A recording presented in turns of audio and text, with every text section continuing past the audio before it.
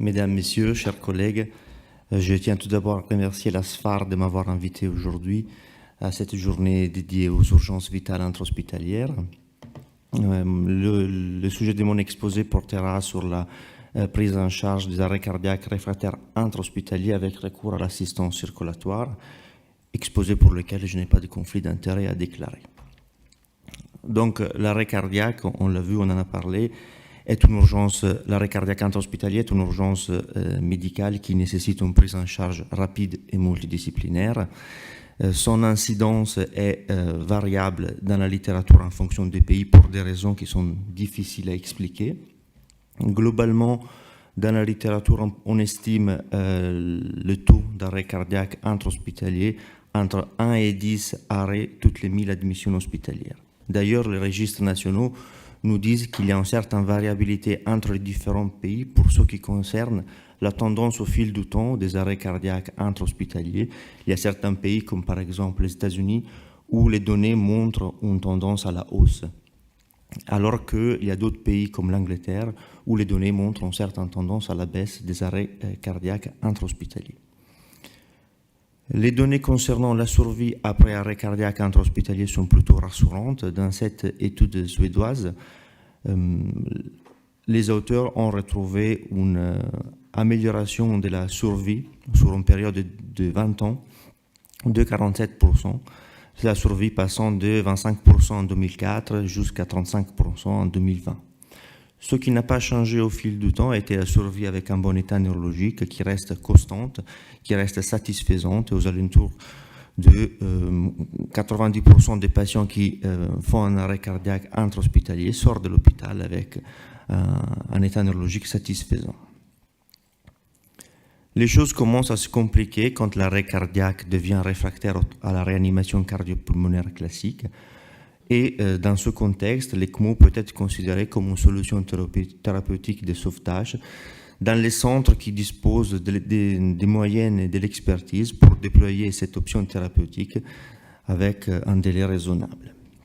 D'ailleurs, en 2021, l'ELSO, la société savante à l'échelle mondiale des ECMO, a publié des recommandations dont les piliers sont un âge inférieur à 70 ans, la présence, bien sûr, d'un arrêt cardiaque devant témoin avec un temps de no-flow inférieur à 5 minutes, la présence d'un rythme choquable ou d'une dissociation électromécanique, un temps de low flow inférieur à 60 minutes et un CO2 expiré pendant les manœuvres de massage supérieur à 10 mm de mercure.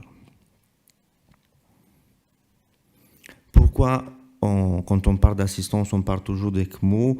Parce que dans un contexte d'émergence, urgence comme l'arrêt cardiaque, l'ECMO représente la solution thérapeutique de choix parce que l'ECMO stabilise rapidement l'état hémodynamique d'un patient avec un geste qui est plutôt simple et peu agressif. Pour l'arrêt cardiaque, on le réalise directement au lit du patient, peu importe où il se trouve dans l'hôpital. Et pour des patients qui présentent un pronostic vital engagé, l'ECMO représente une bonne solution en termes économiques, en termes de coûts. Quand on se plonge un peu dans la littérature de l'ECMO pour l'arrêt cardiaque réfractaire intra-hospitalier, on trouve différents chapitres qui traitent cette thématique. Tout d'abord, vous avez la grande majorité des papiers qui traitent les résultats de l'ECMO dans le cadre de l'arrêt cardiaque réfractaire intra-hospitalier en général. Vous avez aussi quelques papiers qui se concentrent autour des ECMO qui surviennent chez les patients qui viennent d'être opérés d'une intervention de chirurgie cardiaque. Et après, vous avez des études comparatives. Vous avez les études comparatives qui vont comparer les résultats de la réanimation cardiopulmonaire classique aux résultats de la réanimation assistée par ECMO. Et vous avez les études qui comparent les résultats de l'ECMO dans le cadre de l'arrêt cardiaque réfractaire intra-hospitalier aux résultats de l'ECMO dans le cadre de l'arrêt cardiaque réfractaire extra-hospitalier. Et donc, on commence avec le premier grand chapitre, peut-être le plus important. Quels sont les résultats de l'ECMO veiné artériel dans le cadre de l'ACR intra-hospitalier? Eh bien, les résultats sont plutôt bons, sont plutôt satisfaisants, parce que la survie avec un bon état neurologique est comprise entre 20 et 35%. Ici, je vous ai cité uniquement les papiers qui avaient au moins 100 ECMO parmi leurs effectifs. Dans cette étude, publiée en 2020, qui est une des études avec les effectifs les plus importants, portant sur 294 patients traités par ECMO, la survie avec un bon état neurologique était à 35%. La survie avec un bon état neurologique était statistiquement supérieure chez les patients qui présentaient un rythme choquable lors de l'arrêt cardiaque, et la survie avec un bon état neurologique était la meilleure chez les patients qui avaient un rythme choquable et qui avaient les temps de réanimation cardio-pulmonaire les plus courts. Est-ce que ça change quelque chose quand l'arrêt cardiaque arrive dans les suites de l'intervention de chirurgie cardiaque? Il n'y a pas beaucoup de papiers qui traitent cette niche des patients. J'en ai trouvé 4, mais les résultats ne sont pas différents. La survie avec un bon état neurologique est toujours satisfaisante et comprise entre 25 et 35%. Dans ce papier publié en 2016, par exemple, portant sur 23 patients, la survie avec un bon état neurologique était de 26%. Et à l'analyse multivariée, l'âge ressortait comme un facteur pronostic négatif. Comme vous voyez à droite, la survie avec un bon état neurologique était statistiquement inférieure chez les patients qui avaient plus de 70 ans. Et donc, comme premier message, je dirais que le résultat de l'ECMO veiné artériel pour la prise en charge des arrêts cardiaques réfractaires intra-hospitaliers sont plutôt satisfaisants, surtout si on considère la gravité de ces patients lors de la prise en charge. Donc, les résultats sont bons. Est-ce que les résultats de l'ECMO sont supérieurs à la réanimation cardiopulmonaire conventionnelle dans la prise en charge des ACR intra-hospitaliers? J'ai trouvé 4 études comparatives qui vont toutes dans la même direction, c'est-à-dire la réanimation assistée par ECMO donne une survie qui est statistiquement supérieure à la réanimation conventionnelle. Il faut signaler que dans les études de Chen et Blumenstein, le critère de jugement principal était la survie en général, alors que dans les études de Shin et Xiao, le critère de jugement principal était la survie avec un bon état neurologique. Ici à gauche, vous voyez l'étude de Chen qui a été publiée dans Lancet en 2008. La survie après score de propension était statistiquement supérieure dans les groupes de patients traités par ECMO. À droite, vous avez l'étude de Chine publiée en 2011 et encore une fois, la survie, cette fois-ci avec un bon état neurologique, était statistiquement supérieure chez les patients assistés par ECMO après score de propension. Une grande différence qu'on retrouve dans la littérature quand on regarde les papiers qui portent sur les ECMO dans la prise en charge des arrêts cardiaques réfractaires intra-ex-hospitaliers est que dans l'arrêt extra-hospitalier, on a déjà 3 études cliniques randomisées qui comparent la réanimation cardiopulmonaire classique à la réanimation assistée par ECMO dans la prise en charge des arrêts cardiaques réfractaires extra-hospitaliers. La première étude a été publiée par l'équipe de Minneapolis en 2020. C'est une étude plutôt sélectionnée, 15 patients dans chaque groupe, et la survie avec un bon état neurologique était statistiquement supérieure chez les patients qui avaient été assistés par ECMO veiné artériel. Et une chose importante à remarquer est que les seuls patients qui étaient sortis vivants de l'hôpital après réanimation cardiopulmonaire classique étaient sortis de l'hôpital déjà avec un état végétatif. Le deuxième papier, la deuxième étude a été publiée en 2022 par l'équipe de Prague, étude qui ne retrouve pas des différences statistiquement significatives en termes de survie avec un bon état neurologique à 6 mois entre les 2 prises en charge. Et la troisième étude, qui est toute récente, a été publiée cette année dans New England. C'est une étude menée aux Pays-Bas et encore une fois, on ne retrouve pas de différences statistiquement significatives en termes de survie avec un bon état neurologique entre les 2 prises en charge. Donc, deuxième message qu'on pourrait retenir, la survie avec ECMO dans le cadre de l'arrêt cardiaque réfractaire extra-hospitalier est statistiquement supérieure à la survie des patients qui sont pris en charge avec une réanimation cardiopulmonaire classique. Dernière question, est-ce qu'il y a une différence des résultats entre les arrêts cardiaques réfractaires intra-extra-hospitaliers qui sont pris en charge par ECMO veineux artériel. On a plusieurs études comparatives sur le sujet et encore une fois, les études vont un peu toutes dans la même direction. Les résultats sont au moins comparables, voire supérieurs pour les patients qui ont eu un arrêt cardiaque réfractaire intra-hospitalier. À Lyon aussi, on s'était posé la question. On avait mené une étude comparative rétrospective sur 131 patients pris en charge par ECMO dans un contexte d'arrêt cardiaque réfractaire. 86 avaient été victimes d'un arrêt extra-hospitalier, 45 d'un arrêt intra-hospitalier. C'était des patients plutôt jeunes avec un âge moyen de 43 ans. Et les profils cliniques, les caractéristiques cliniques étaient comparables entre les deux groupes. Par contre, on avait remarqué des différences statistiquement significatives pour ce qui concernait leur profil biologique. Dans les groupes intra-hospitaliers, on avait des altérations statistiquement significatives de la fonction hépatique et rénale. Dans les groupes extra-hospitaliers, on avait des lactates qui étaient statistiquement supérieurs, un pH qui était statistiquement inférieur. Ceci était expliqué, bien évidemment, par la durée de la réanimation cardiopulmonaire, le temps d'amener les patients à l'hôpital cardiologique pour la pose des ECMO. On avait trouvé des différences aussi pour ce qui concernait les causes des arrêts cardiaques. Dans les groupes extra-hospitaliers, les SCA, ST+, étaient les causes les plus importantes. Dans les groupes intra-hospitaliers, on avait plusieurs patients qui étaient victimes de l'arrêt dans les suites d'une intervention de chirurgie cardiaque.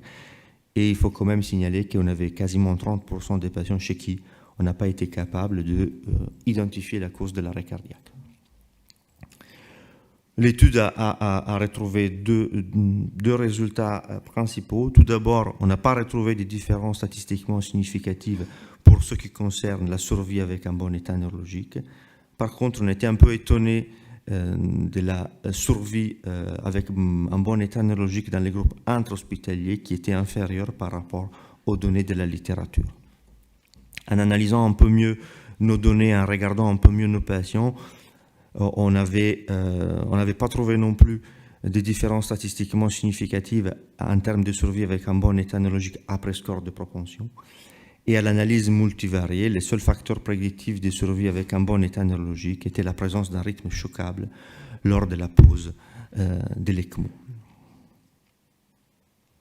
Pourquoi une survie si mauvaise dans les groupes intra-hospitaliers par rapport aux données de la littérature? Quand on revient un peu au profil biologique, on a l'impression qu'on a posé l'ECMO chez ces patients qui faisaient un arrêt vraiment en bout de course.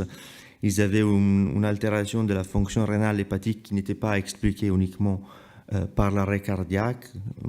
On pouvait imaginer à la présence d'une condition pathologique sous-jacente qui aurait pu expliquer ces altérations.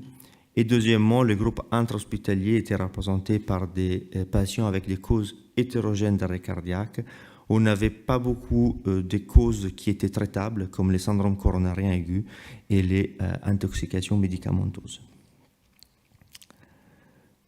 Et donc, en analysant la littérature, dernier message, les résultats de l'ECMO pour l'arrêt cardiaque réfractaire intra-hospitalier sont au moins comparables, voire supérieurs aux résultats de l'ECMO dans le cadre de l'arrêt cardiaque réfractaire extra-hospitalier.